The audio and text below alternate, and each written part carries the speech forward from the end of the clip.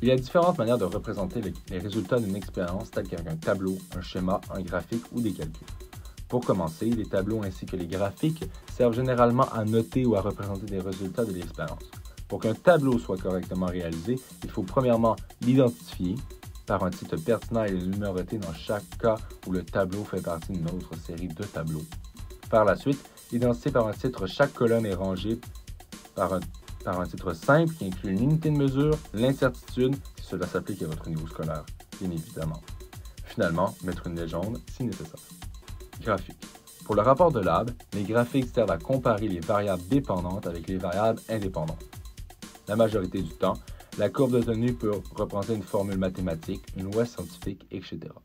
Chaque graphique doit être numéroté et doit être identifié par un titre pertinent et numéroté dans le cas où le graphique serait une suite de graphiques. Ensuite, tu dois nommer les axes et utiliser une graduation logique.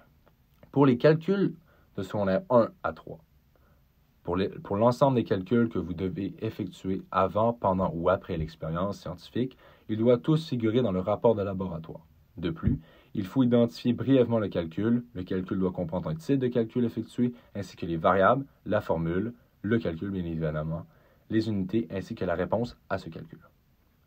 Pour les secondaires 5, pour les calculs, dans un rapport de laboratoire en secondaire 5, les calculs doivent contenir les 7 étapes de communication scientifique. La première étape est d'identifier par un titre pertinent le calcul. La deuxième est qu'il faut numéroter les étapes et indiquer la formule ainsi que les formules isolées qui vont être utilisées. Les unités doivent figurer dans le calcul après chaque donnée. Au cours des calculs, vous devez faire le traitement d'unité afin de pouvoir trouver l'unité finale. Et dernièrement, il faut écrire une réponse écrite qui contient les unités.